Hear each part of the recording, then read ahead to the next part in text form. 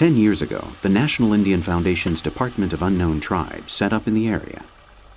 They have banned everyone from our world from passing through here to protect these Indians who are condemned to death.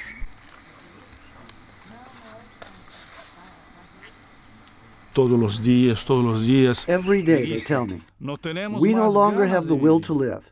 What are we going to live for? We want to die. We want to go into the jungle, take the poison root, and commit suicide. The men died out, and only the women remained. And so the women went out to hunt and do the things that the men had always done. The Indians we have here are the remnants of their history. They are the ones who didn't want to commit suicide.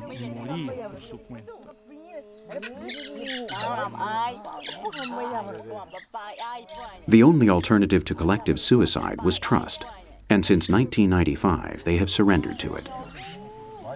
Since then, these distrustful Indians have come to know the kinder side of the white man's world.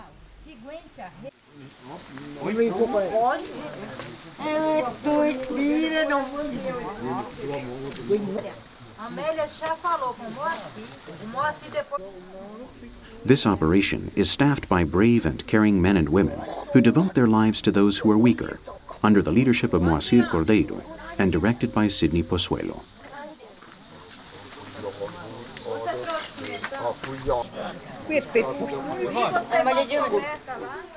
Amelia, the front of contact nurse, knows the medical history of each of the natives. So we ask her about the health of Ururu, the old woman of the group. She's got an iron constitution, because if she actually gets sick, it's because the white man has brought the illness here. If she has some pain, it's a natural result of her age. Rheumatism, joint pain. But if she gets sick, it's because of the illnesses that come from the outside. Because none of those here would get sick if people didn't bring in the illness. The flu could kill them all, wipe them out. Because this is a tribe which is virtually extinct. Only this small part remains, and if no contact had been made with them, today there would be none left.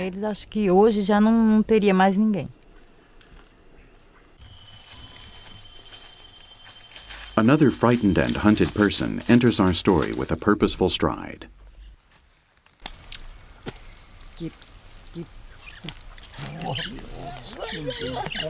She comes to visit her neighbors.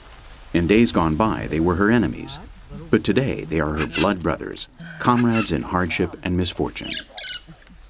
She is Tiramandu, a Kanoe Indian, who has had a son by the man whose hand she holds.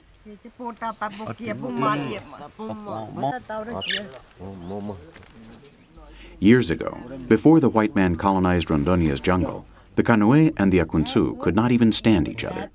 But today they form an alliance against their common outside enemy.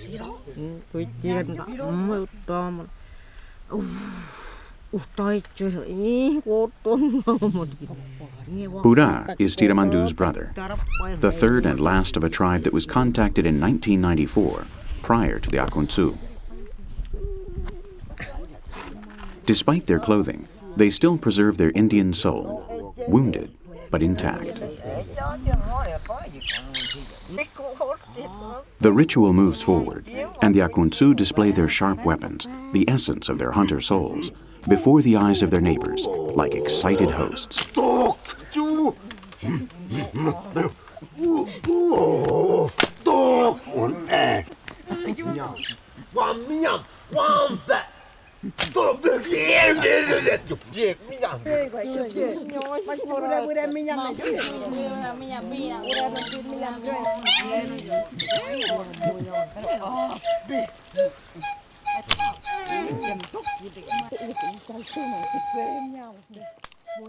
We now hear the unceasing refined melody of the matetos, flutes from which the Akuntsu will not part while they still live.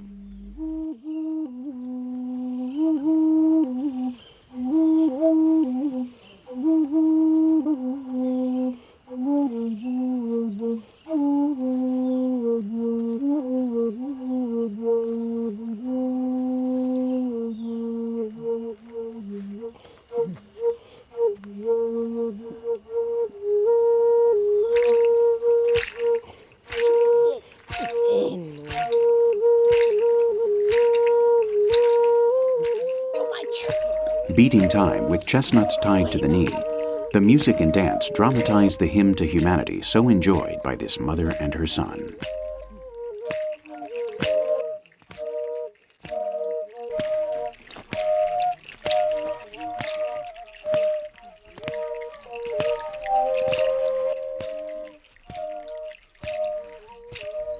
Inevitable melancholy for the first peoples of America, for whom our development has left no escape.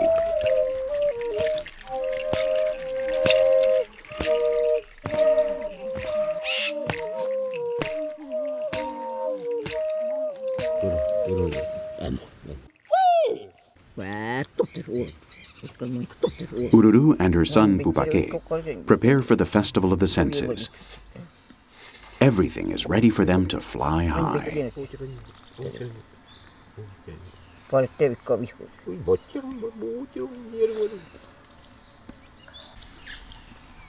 To start, this 80-plus-year-old woman removes the jewelry which pierces her nose so that she can sniff more and better.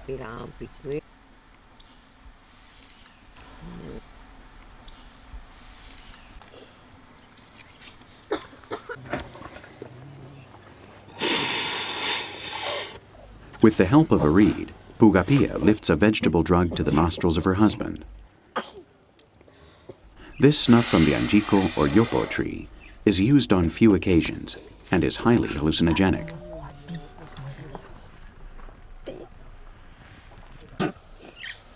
This is a social drug.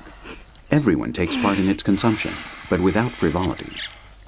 Our camera has captured the seriousness of their faces.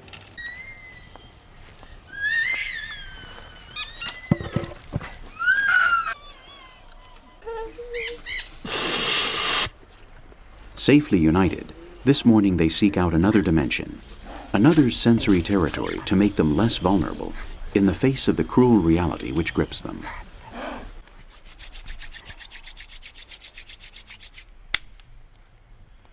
The drug takes effect immediately and loosens the mind and the tongue of this wounded woman. 15 years ago, when she returned home from hunting with her brother, she found their village filled with corpses. Dozens of Kanue had been murdered by the timbermen.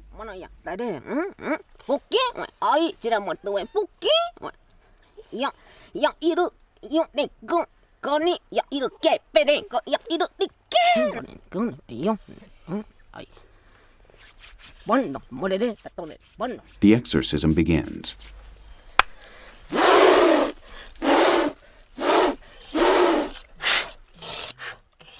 Tiramantu is going to clean the bad blood of each and every one of those present.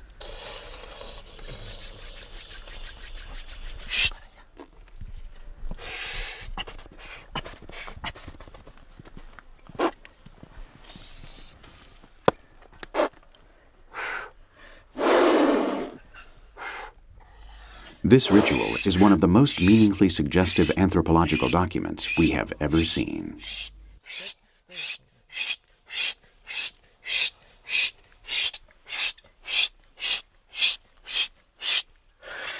Before disaster came, this woman was her people's shaman, the transmitter of an electrical energy all of the Amazon tribes take from the earth.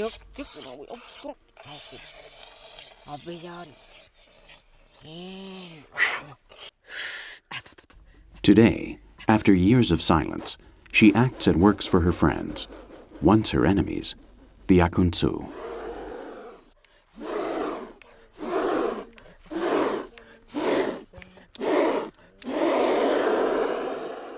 One by one, she moves over their vital organs to repair them, to make them strong to face what is bearing down upon them. Although it may seem strange to us, this is pure culture, a sacred act in the religious temple of the jungles along the Omede River.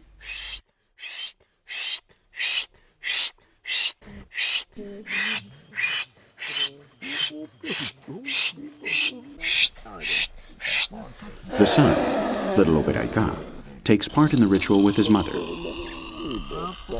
From his point of view, he's more interested in the magic, in the touch of this hallucinating grandma.